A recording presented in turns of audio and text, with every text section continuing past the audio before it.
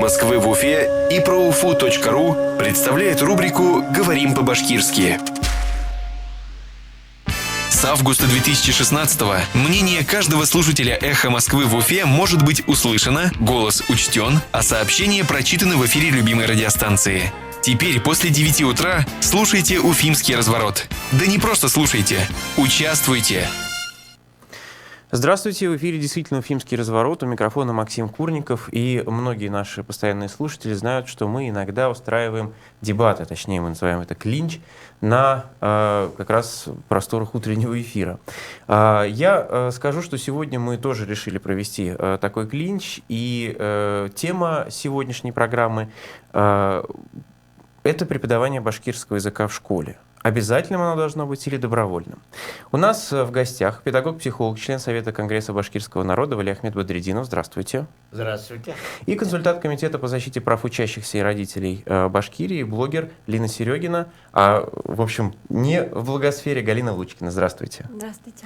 Мы с вами поговорим как раз о той ситуации, которая сегодня с преподаванием башкирского языка, и, соответственно, как вы ее хотите видеть. Я поставлю по традиции вопрос на голосование в самом начале программы. Мы с вами проголосуем все-таки, как вы считаете, это должен быть обязательный предмет в школе или добровольный. 262 72 47. Вам кажется, что преподавание башкирского языка в школах Башкортостана должно быть обязательным. 262 72 47. Вы считаете, что оно должно быть добровольным. 262 72 48. Голосование. Процесс пошел. Еще раз напомню, 262 72 47. Вы считаете, что преподавание башкирского языка в школах Башкортостана должно быть обязательным. 262 72 47. И вы считаете, что оно должно быть добровольным. 262 72 48. Я напомню нашим слушателям и нашим гостям, что в конце эфира мы обязательно снова проведем такое голосование и посмотрим, насколько изменилось или не изменилось мнение наших слушателей. По традиции в начале программы мы голосуем буквально 1,5-2 минуты для того, чтобы потом остановить его, объявить результаты и дать вам возможность сказать то, что вы считаете нужным.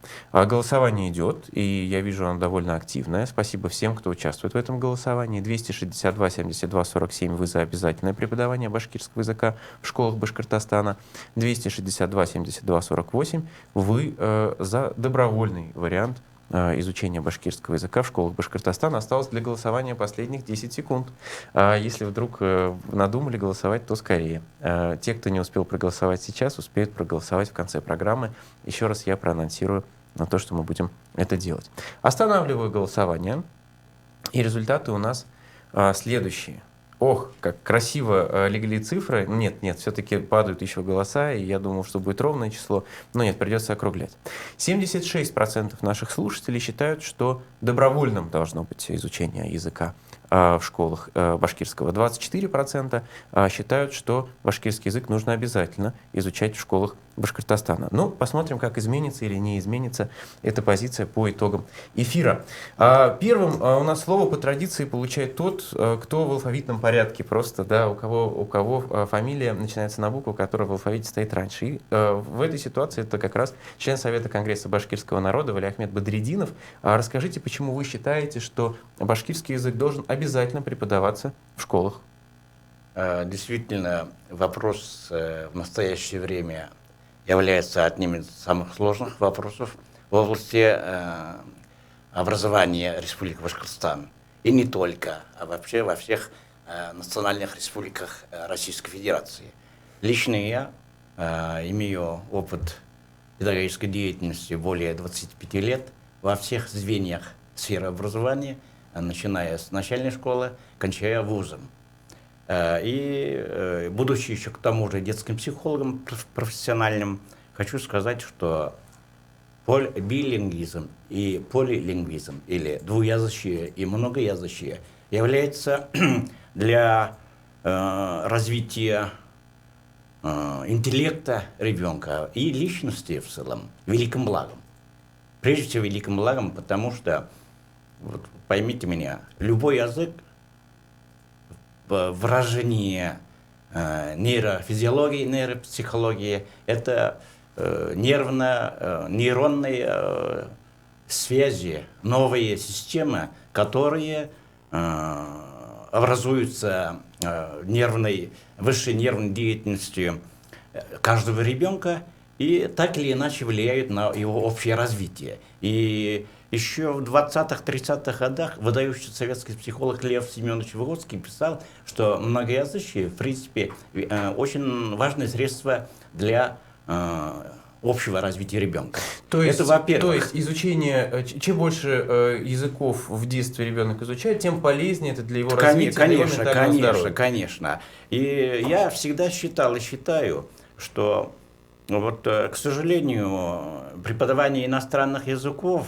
к великому сожалению, и в советские времена, и в постсоветской было не поставлено не очень удачно, я скажу, с точки зрения, возможно, методик и так далее. Правда, сейчас подвижка очень и очень большие. Мы еще успеем об этом поговорить, да. Но еще вот буквально 20 основание. секунд. Да, 20 основание еще, что преподавание законно с точки зрения законодательства. О праве мы обязательно отдельно поговорим. Следующий вопрос будет, да. Третье я скажу, что преподавание башкирского языка как обязательного предмета должно быть до тех пор, пока все дети башкиры получат полную, абсолютную возможность изучать родной язык, будут созданы необходимые для этого условия. Пока их нет. Я напомню, что эту позицию представлял Валиахмед Бадриддинов, педагог-психолог, член Совета Конгресса башкирского народа. Теперь я обращаюсь к Галине Лучкиной, консультанту Комитета по защите прав учащихся и родителей Башкирии и блогеру под ником Лина Серегина. Почему вы считаете, что не должно быть обязательного изучения, почему оно должно быть добровольным? Я считаю, что язык, вообще язык малого народа особенно, у него такие функции. На нем общаются люди между собой, да? На нем общаются люди башкиры в основном. У нас республика многонациональная. Башкир, вот по процентам 30%, татар 25% у нас считается, и русских 37%. Если мы вводим обязательное изучение во всех школах, то это, в общем-то, неудобно, например, тем же татарам, которые хотят изучать свой татарский язык, чувашам, у нас очень много чувашей, марийцев, у нас очень много марийцев, например, в Калтасинском, по-моему, районе, там 75% марийцев. И вот получается, что люди не могут изучать свой родной язык, а вынуждены изучать башкирский. Я считаю, что каждый народ должен изучать свой родной язык, и государство должно в этом всячески способствовать. Я уточню, потому что осталось у вас время, Да. я уточню, правильно ли я понимаю, что вам кажется, что каждая эта группа национальная может выбирать, да, тот язык, который она хочет изучать? Да, конечно. Наше государство дает каждому народу возможность изучать свой родной язык. И, конечно же, в Башкирии башкирам даны все права. Вот в 2006 году Зугура Рахматульна говорила, что 91% уже учащихся башкирской национальности изучают свой родной язык. 91% это было в 2006 году. И 9%, чтобы, вот как уважаемый мой оппонент говорит, да, чтобы каждый башкир имел, как говорится, возможность, ради этого мы вводим обязательное изучение. Я думаю, это неправильно. Вам кажется неверный подход, но тем не менее, вам кажется не полезным, чтобы дети разных национальностей изучали один из тюркских языков, потому что, в принципе, тюркские языки, они, во-первых, близки друг к другу, да, и там знание башкирского языка — это ключ, наверное, и к татарскому, и к турецкому, и так далее. Ну, я согласна, что каждый язык полезно изучать, но дело в том, что у детей разные способности. Лингвистические способности, как я читала исследования, это не более 20% детей имеют, так? Во-вторых, школьные часы, как говорится, не резиновые. Мы и так изучаем английский, изучаем все русский. Чуваши изучают, если они в чувашской деревне, свой чувашский язык. И получается, эти дети, в общем-то, не изучают хорошо никакого языка. Они изучают чувашский, английский, русский и башкирский. Это очень тяжело для ребенка. Напомню, да, это была Галина Лучкина, блогер Лина Серегина, консультант Комитета по защите прав учащихся и родителей Башкирии. Теперь давайте перейдем к... Ваши позиции ясны. Давайте теперь перейдем к правовому аспекту этого вопроса. Потому что в своих публичных выступлениях и в своих материалах, и в своих, в том числе и каких-то обращениях там, в правоохранительные органы, да, правильно так это, наверное, называется, вы опираетесь именно на законы Российской Федерации. При этом, в общем, опираясь на одни и те же законы, есть разная трактовка, это нормально, да, как говорят, где два юриста, там три мнения. Давайте послушаем сначала вас, Вали Ахмед. Скажите, как вы считаете, каковы правовые основания того, чтобы сделать башкирский язык обязательным для изучения в школе? Давайте сначала вернемся к истории. Нет, мы... Нет, в данном случае, вот вопрос. Да. Чтобы ответить на этот вопрос, надо 2 минуты смотреть с исторической точки зрения. Башкирский язык как государственный был объявлен еще в 20-х годах того века советским правительством, коммунистическим, большевистским, так скажем. И более того, чиновники на местах в Башкортостане должны были обязательно изучать башкирский язык. Преподавание башкирского языка тогда считалось очень важнейшим вопросом языковой политики того государства. Вернемся в наши времена. Государственным стал башкирский язык, когда образовалась, как бы скажем, новая Российская Федерация. То есть постсоветская Российская Федерация, были объявлены определенные политические там, декларации и так далее и тому подобное. И государственный язык был принят, национальные языки национальных республик были приняты как государственные. И если в республиках, каждой республике есть республикообразующий так называемый народ, у нас это башкиры, и их язык, объявленный как государственный, имеет статус государственного языка, и поэтому в законах должны были отражаться, закон должен регулировать вопрос, в данном случае, изучения, сохранения этого языка.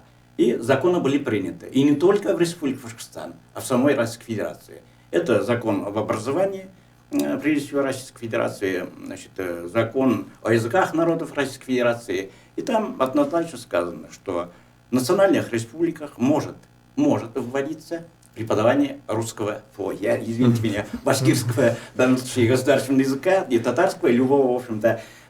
И это регулируется, этот процесс регулируется по соответствии с законодательством национальных республик. Вот вкратце я могу сказать, что преподавание башкирского, татарского или там других республиках чувашского языка, якутского, оно не запрещено законом, а разрешено. Если местные законодатели ввели законодательную норму о преподавании государственного языка башкирского у нас в Республике Башкортостан, оно является по сути, по закону обязательно. Точка зрения понятна. Теперь ваша очередь. Напомню, сейчас будет говорить Галина Лучкина, консультант Комитета по защите прав учащихся и родителей Башкирии. Ну, этот вопрос в 2013 году уже решен на законодательном уровне. Я вам зачитаю блог Толкачева Константина. На этот вопрос он много раз отвечал. Председатель Курултая Госсобрания. Да, председатель Госсобрания. В 2013 году он ответил: чтобы окончательно разобраться в языковом вопросе, еще раз проясню законодательные аспекты. В прежнем федеральном законе от 1992 года было четко указано: вопрос изучения государственных языков республик в составе РФ регулируется законодательством этих республик. В нынешней редакции Федерального закона об образовании Российской Федерации, которая была принята в декабре 2012 года, эта норма исключена и заменена следующей. Языки образования определяются локальными нормативными актами организации, осуществляя образовательную деятельность по реализуемым ей образовательным программам в соответствии с законодательством Российской Федерации. То есть, если раньше решал законодатель, сейчас учебное заведение, все же ясно написано. И это общая тенденция децентрализации системы образования, которая касается не только изучения языка, но и в целом образования детей. Центр тяжести переносится с государственного регулирования на уровень самих учебных заведений. Как уже проще объяснять, я не знаю, сказал Константин Толкачев. Вот так вы закрылись мнением уважаемого человека. Хорошо, ну а спасибо. что, это закон. Это тоже метод. Да. Я очень уважаю моего бывшего шефа по государственному собранию. Я был у него депутатом, то есть у него у нас в Республике Башкортостан депутатом, он был нашим председателем. Но в данном случае, что толкнуло так грубо ошибаться значит, в своем интервью Константину Борисовичу я не знаю. Я вычитываю из этого самого закона, вот это, который сегодня, мы можем его найти и просто проверить. Пункт 3 статьи 14 этого закона. В государственных и муниципальных образовательных организациях, расположенных на территории Республики Российской Федерации, может вводиться преподавание и изучение государственных языков Республики Российской Федерации в соответствии с законодательством Республики Российской Федерации. Преподавание и изучение государственных языков Республики Российской Федерации в рамках имеющих государственную аккредитацию образовательных программ осуществляются в соответствии с федеральными государственными образовательными стандартами. Преподавание и изучение государственного языка Республики Российской Федерации не должно осуществляться в ущерб преподаванию и изучению государственного языка Российской Федерации. Вот так сказано. Значит, далее. Что касается, вот Константин Борисович сказал, якобы, значит, тут же переходит о выборе, о праве родителей в выборе, нет, языков образования. Вот тут-то и собака зарыта. Языки образования – это не предмет учебный. Согласен. Например, в одной и той же школе, одна и та же образовательная организация может работать по 2, а может и более с языками образования. Я не знаю, это ли имел Константин Толкачев, когда языки говорил, образования, но язык образования и язык изучения действительно разные вещи. Это разные вещи. Это да. То есть школа имеет право выбирать язык образования. Здесь получился путиница. Как у него это возникло, я не могу сказать. Есть что добавить на эту тему? Конечно. Да, давайте. Конечно. Вот что говорил Гаязов. Министерство образования давало в 2013 том же году интервью электронной газете. Раньше решал законодатель, так, сейчас учебное заведение. По новому закону об образовании школа самостоятельно выбирает учебный план и, что немаловажно, согласовывает его с родительским сообществом. Следовательно, все пожелания родителей должны учитываться в выборе изучения тех или иных предметов. И написано, что все пятиклассники будут обучаться по новым стандартам в 2015 году. К этому времени нынешние третьеклассники станут учениками основного звена. Выбор изучения башкирского языка у этих учащихся останется за школой и родителями. То есть в интервью в 2013 году Министерство образования, согласовываясь с новыми поправками, говорило, что осуществляется этот вопрос только вот с разрешения родителей. Потом, насчет федеральных государственных стандартов. Это вот в этом как раз собака зарыта. Потому что на предмет башкирский язык нет федеральных государственных стандартов. Этого предмета нет. Если мы откроем сайт Министерства образования РФ, мы там можем просмотреть, как должны изучаться все предметы. На математику там дано федеральный государственный стандарт, что должны дети выучить там каждый год по математике, по русскому языку, по ИЗО, по пению, по физкультуре. Все нормы, все выписано. Башкирского языка там нет, есть только родные языки. В соответствии с федеральными государственными стандартами башкирский язык государственный изучается только в рамках родного. Так говорит закон. Недавно была прокурорская проверка, которая этот вопрос, в общем-то, проверила. Меня приглашали в 68-й лицей, и на моих глазах директоры спрашивали, на каком основании в этой школе все дети изучают башкирский язык. Покажите учебники. Посмотрела учебники проверка и говорит, эти учебники не входят в федеральный перечень. Вы понимаете, что вы грубо нарушаете закон. Этих учебников нет в федеральном перечне, поэтому вы не можете вводить в обязательную часть предмет башкирский язык как государственный. Второе. Где, говорят, у вас заявление родителей о том, что они хотят изучать башкирский язык в качестве родного? Принесите мне эти заявления. Вот что я видела и слышала. То есть я поняла, что за это, в общем-то, за этот вопрос взялись. Я уточню один момент просто. Для того, чтобы было у нас действительно понимание представление, все-таки вы как раз педагог, да, и я еще законодатель. Да, еще и законодатель. Скажите, по поводу как раз стандартов. Есть ли сегодня четкие стандарты преподавания башкирского языка, на ваш взгляд? Вчера только звонил Министерство образования Республики Башкортостан, мне сказали, что стандарты образовательные по башкирскому языку есть. Сейчас я скажу. Они не федеральные, они просто региональные. Подождите. У вас 1 минута. Вот, значит, еще раз повторяю, что ложь, даже уважаемый Константин Борисович, вот здесь в законе черным по белому написано, в соответствии с законодательством республик. Он почему-то это отрицает. Далее. Федеральными государственными образовательными стандартами, образовательными стандартами. У нас образовательные стандарты могут быть не только федеральные, они существуют для обязательных федеральных базисных предметов. Обязательных. У нас, вот насчет учебных планов далее. В соответствии с образовательными стандартами учебные планы. Учебные планы есть федеральный компонент, региональный и школьный. К сожалению, у нас сегодня свели башкирский государственный язык на уровень школьного компонента учебного плана. В 2011 году отменили региональный компонент. Региональный компонент не содержание образования, а учебного плана. Это по выбору. Сегодня учебный план имеет 3 компонента. Прерываю уважаемых спикеров. Напомню только, что у нас в студии спорят педагог-психолог, член Совета Конгресса башкирского народа Валиахмед Бадреддинов, консультант Комитета по защите прав учащихся и родителей Башкирии Галина Лучкина, блогер Лина Серегина. Мы сейчас прервемся на московские новости. Сразу после них продолжим наш клинч. Никакого секрета. Мы говорим все, что знаешь. Радио «Эхо Москвы».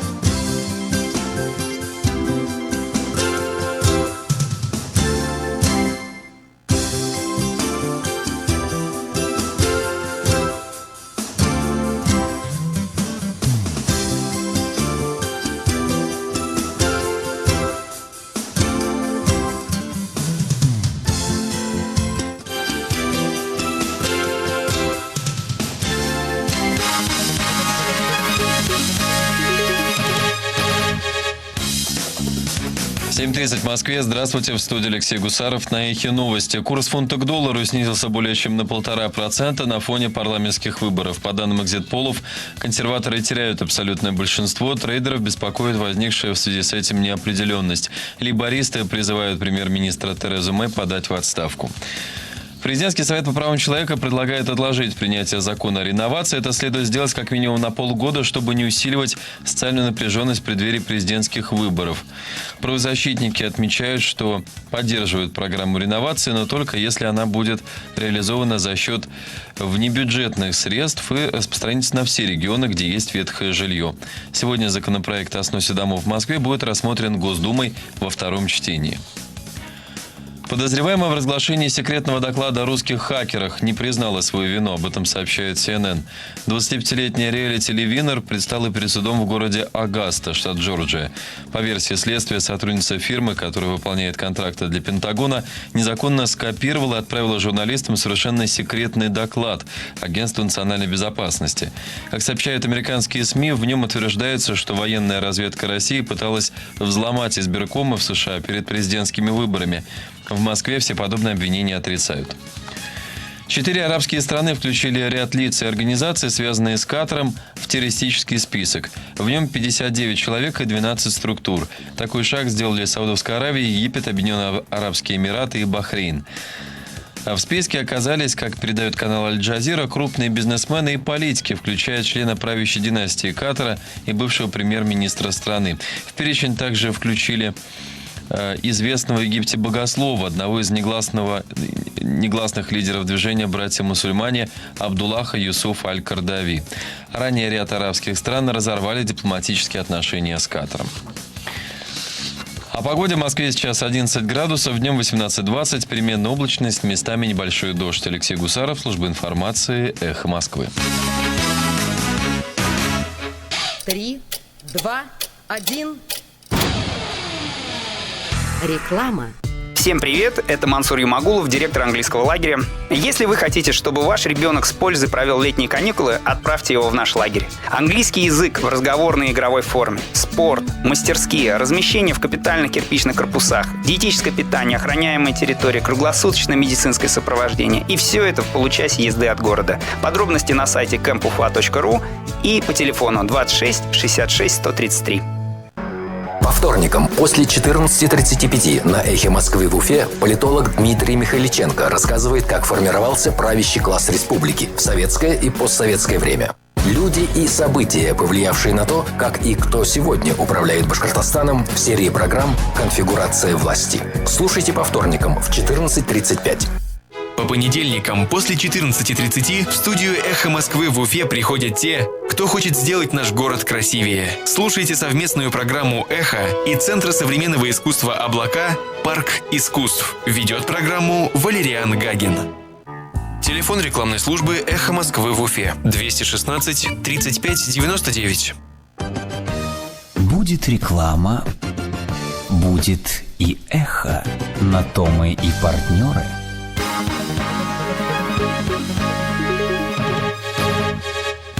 Доброе утро. На Эхе Уфе новости в студии Милюша Латыпова. Заместителя главы администрации Владислава Никитина признали виновным в злоупотреблении должностными полномочиями. Как посчитал суд, Владислав Никитин организовал и согласовал принятие ряда решений, позволивших перевести муниципальную собственность, а затем продать с торгов 170 гектаров федеральной земли аэродрома ДОСААФ. По мнению суда, действия Никитина нанесли ущерб федеральному бюджету в 900 миллионов рублей. Гособвинение просило для Никитина 6 лет колонии общего режима, сообщает сайт газеты «Коммерсант». Суд приговорил Никитина к 3,5 годам лишения свободы в колонии общего режима. Кроме того, на 2 года Никитин лишен права занимать государственные должности. Отмечу, что бывший мэр Уфы, сейчас депутат Государственной Думы Павел Качкаев отказался комментировать приговор своему бывшему подчиненному. Выпускники Башкирского государственного медицинского университета могут лишиться возможности работать врачами. В сложной ситуации оказались более 100 выпускников вечернего отделения, пишет портал «Медиакурсеть». Из-за того, что отменили интернатуру, они могут продолжить обучение только в ординатуре. Но там количество мест ограничено, высокий конкурс, и не все смогут попасть даже на коммерческое отделение. Между тем, как отмечает портал, большинство выпускников вечернего отделения – практикующие специалисты младшего и среднего звена, которые работали в больницах на протяжении всех лет обучения. Медиакурсеть пишет, что ждет ответы на официальные запросы в Министерстве здравоохранения России и Республики. Вчера в Уфе по улице Чернышевского загорелся памятник архитектуры, двухэтажный дом Степановых-Зориных. Пожар охватил кровлю здания и чердачные помещения. Причины и обстоятельства возгорания выясняются. С 16 по 21 июня в Уфе из-за ремонта тепловых сетей перекроют улицу Губайдуллина, сообщает мэрия. По данным столичной администрации, для проезда будут затруднены участки между перекрестков с улицами Краснозаводская и Злобина. И о погоде. Сейчас в Уфе плюс 10 градусов тепла, малооблачно. По данным Яндекс.Погоды, температура воздуха днем плюс 16, вечером плюс 15. Милюша Латыпова, служба информации «Эхо Москвы» в Уфе. 2016-го мнение каждого слушателя «Эхо Москвы» в Уфе может быть услышано, голос учтен, а сообщения прочитаны в эфире любимой радиостанции. Теперь после 9 утра слушайте «Уфимский разворот». Да не просто слушайте, участвуйте. Напомню, что мы в прямом эфире, у микрофона Максим Курников, и сегодня в рамках нашего уфимского утреннего разворота мы устроили клинч, такие дебаты по теме того, как должно обстоять дело с преподаванием башкирского языка в школах Башкортостана. Обязательным это должно быть предметом или добровольным. Напомню, что на эту тему спорят педагог-психолог, член Совета Конгресса башкирского народа Валиахмед Бадридинов и консультант Комитета по защите прав учащихся и родителей Башкирии, блогер Лина Серегина. Блогер Лина Серегина, на самом деле зовут ее Галина Лучкина. Галина, давайте теперь перейдем к той части, когда вопросы наши гости задают друг другу. И поэтому сейчас вы будете задавать вопрос Валиахмеду Бадридинову. Пожалуйста.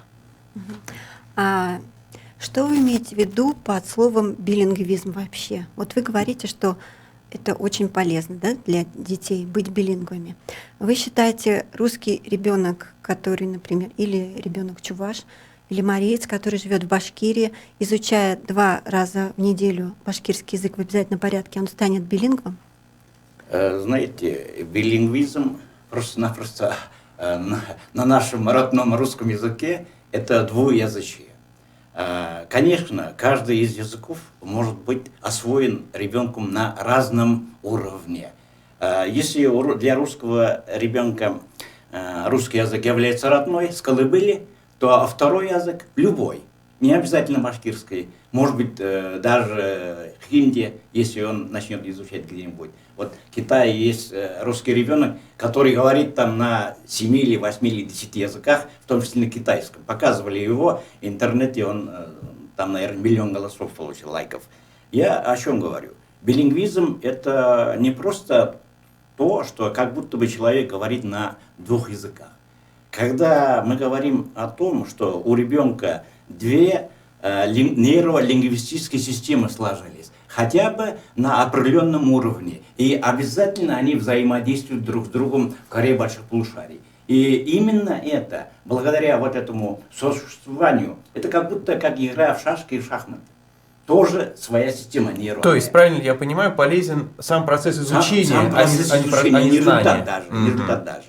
А если результат, то через звуки другого языка, через лексику другого языка ребенок потихонечку входит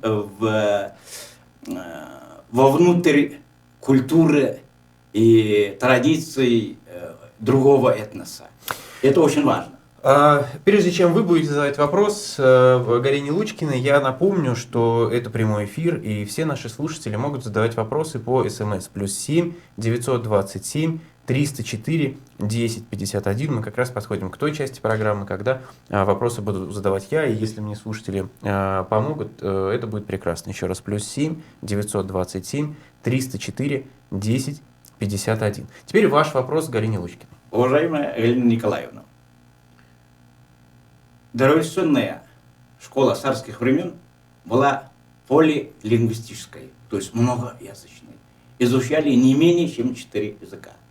Русская словесность, как положено, далее латынь, греческий и что-нибудь немецкий или английский тогда особо не привечали, французские языки. Всем известно. Финляндия сохранила эти традиции сегодня. В Финляндии 2 государственных языка, финский и шведский. Шведов-то всего там не более 8%. Почему Финляндия обязывает обязательно для изучения в школах Финляндии две образовательных программы финского языка родного и государственного также шведского языка? Ну, там, конечно, и другие иностранные языки в дальнейшем изучаются. Как вы думаете, почему финны пошли на такой шаг? Смотрите, у меня живут знакомые в Финляндии как раз. Я не понаслышке знаю этот вопрос. Во-первых, на башкирском языке, где у нас разговаривают люди компактно, где башкиры проживают? Вот у меня тут есть Бурзянский район, 95%, Абзелиловский, 85%, Баймакский, Учелицкий, Ишимбайский, Белебеевский, ой, нет, все, Ишимбайский, все. Вот в этих районах живет очень много башкир.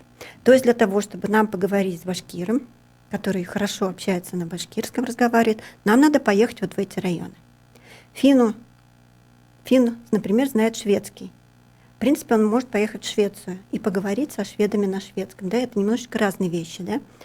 А посмотрите, в Белебеевском районе, например, у нас только 4% башкир. Если мы поедем в Белебеевский район, мы там практически можем не встретить ни одного башкира. Если мы выедем куда-то за границу... Вопрос немножко не об этом. Вопрос немножко не об этом. Почему? Извините меня, Максим, конечно. Тогда, если мы возьмем результаты переписи 2010 года, откуда 4% у вас появилось? Я предлагаю не спорить о статистике, а по сути вопроса. Это по районам. Вопрос все-таки был не об этом. Да? Вот это полиязычность в школе, изучение множества языков в школе. Вам кажется это скорее благом? Или вам кажется это ненужной нагрузкой? Я вот так переформулирую ваш вопрос. Да, я считаю, что те, кто хочет, родители, кто хотят действительно лингвистически образовать своего ребенка, они его записывают в языковую гимназию, правильно? Там, в этой языковой гимназии, как раз изучается обычно 2 иностранных языка. И если дети хотят, то и 3. Например, я знаю, в 39-й гимназии там изучаются не только 2 иностранных языка, но еще и китайский, по желанию. То есть люди должны сами выбирать, какой им язык изучать дополнительно и, как говорится, каким языком формировать там нейронные связи. Вы знаете, Лина, но наша система образования, она все-таки комбинирует в себе какие-то обязательные факторы и какие-то факторы добровольные. Ну, вы знаете, вот, может быть, меня бы, если бы спросили бы, хотел бы я, чтобы мой ребенок изучал там физику и химию, сказал, вы знаете, не нужно. Вот если можно освободить, давайте освободим. Ну, мало таких родителей. Нет таких родителей. Но они могут быть. Вы знаете, так или иначе. Почему вы против того, чтобы обязательно дети изучали еще какой-то какой-то язык, тем более, что это язык не чужой, ведь язык носит то же самое имя, что и название республики, где они живут. Ну, а кто сказал, что против? Я сказала, что это должно быть добровольно. Никто вообще не против. Каждый родитель вообще сам видит своего ребенка. Он видит, насколько он справляется вот с этими нагрузками, какие у него способности, склонности. И если, например, ребенок способен больше к математике, это уже сразу видно обычно в начальной школе, в средней школе, то, конечно же, родителю хочется, чтобы он больше изучал математику. Тут, получается, вот эти 2 часа, их можно направить на башкирский, можно на татарский, а можно на математику, а можно на английский, а можно на китайский. Теперь по закону так.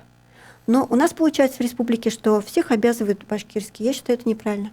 Я еще раз напомню номер для смс-сообщений +7 927 304 1051. И теперь у нас есть некоторое время для того, чтобы я задал вопросы, вы на них отвечали. У каждого где-то минута-полторы на ответ. Первый мой вопрос педагогу-психологу, члену Совета Конгресса башкирского народа Валиахмету Бадреддинову. Скажите, вы наверняка слышали много претензий по поводу того, как преподается язык, какой кадровый состав, что именно поэтому иногда это бесполезная трата времени ученика. Вы согласны с этими претензиями или нет? Как вы оцениваете уровень преподавания башкирского языка в сегодняшних башкирских школах? Особенно в школах, не говорящих по-башкирски. Русскоязычных. Понятно. Прежде всего, я хочу сказать о том, что, работая заместителем председателя Всемирного Курултая Башкирисполкома, я проехал очень много районов с проверкой преподавания башкирского языка, в том числе государственного. В некоторых школах Илишевского района мне говорили, что лучше всех башкирским языком овладевают чувашские дети, и марийские дети, ну и татарские дети в том числе. Я когда работал 5 лет заместителем директора башкирского лицея номер 36 Октябрьского района города Уфы, очень многие русские ко мне приходили, мы хотим отдать своего ребенка в 1 класс в вашу школу.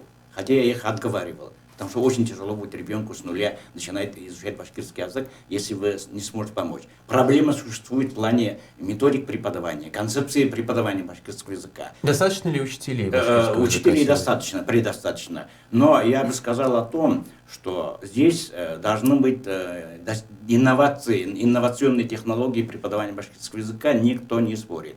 К сожалению, Министерство образования Республики Башкортостан, я вынужден это сказать, не дорабатывает в этом вопросе уже давно. И, конечно, должны быть новые интернет-технологии, новые электронные учебники. Все это должно быть разработано, тогда проблем совсем не было бы. Но не было бы проблем, если бы полностью изменили концепцию преподавания государственного языка. Прежде всего, главной задачей, сверхзадачей преподавания госязыка башкирского, учитывая государственный статус этого языка в республике, пока он не отменен, он должен научить ребенка разговорной речи. Минимальной, элементарной разговорной речи. И этого достаточно. Не увлекаясь грамматизмом. Да. Я спрошу теперь у вас, Галина. Напомню, что Галина — консультант Комитета по защите прав учащихся и родителей Башкирии, блогер. Галина, вы, когда были ребенком, изучали ли вы башкирский язык или какой-то другой язык, еще из тех народов, которые проживают на территории Российской Федерации? И самое главное, когда-нибудь он вам пригодился потом или нет? Я училась в советской школе, и мы не изучали башкирский язык в Уфе. Я не знаю, как было в других городах Башкирии. А вообще у меня мама по национальности, она записана башкиркой. У моей мамы мама башкирка, отец татарин. Мой папа украинец. Я слышала от мамы, что она разговаривает, она говорила, что она на татарском лучше говорит, разговаривала с некоторыми своими подругами на татарском языке. Но она говорила, что она знает башкирский. То есть, это все. Никогда ни разу в жизни мне не пригодился язык. Если продолжать тему как раз этой самой билингвости, вы признаете, что изучение разных языков, в общем, не вредит как минимум ребенку? Конечно, не вредит. Дело в том, что должно быть это все-таки по желанию. Вы, на этом настаиваете, мы это уже поняли. Продолжая, опять же, наш разговор, я сначала напомню, что номер для СМС +7 927 304 1051. Следующий мой вопрос Валиахмету Бадреддинову. Скажите, вы признаете право, опять же, остальных народов, которые живут на территории Башкортостана, и не такие многочисленные, как башкиры, татары и русские, да, тоже брать свой язык, если они компактно проживают, в качестве обязательного в своей школе? Или вам кажется это лишнее? Насчет родного языка законодательно не регулируется только в том плане, что обязать или не обязать. То есть вправе любой ребенок в пределах возможностей, предоставляемых системой образования. К сожалению, вот знаете, вот даже во многих национальных республиках недостаточно развивали свой родной язык преподавания, и некоторые мордовские, удмуртские учителя на начальных классах получали образование Республики Башкортостан. Это известный факт. У нас много достаточно было открыто вот таких школ национальных с изучением родного языка для мордовских, там, для марийских, шуварских детей. К сожалению, они еще, может быть, не до конца развиты. И я имею в виду, это в сельской местности, где компактно проживают эти народности. А что касается вот, вообще значения, еще раз я тоже возвращаюсь к этому вопросу. Вот я закончил 8-летку 100% на башкирском языке, преподавали только русский язык и литературу, значит, на русском. Все остальные предметы изучал на башкирском. Это абсолютно мне не помешало освоить современный русский язык и плюс немецкий язык на уровне чтения, перевода любых научных текстов. Следующий мой вопрос Галине Лучкиной. Скажите, вы неоднократно говорили о том, что ситуация вот обстоит не совсем так, как прописано в законе. А что вы имеете в виду, когда это говорите? Вам кажется, что какие-то школы насаждают изучение языка? Ну, как сказать, насаждают, обязывают.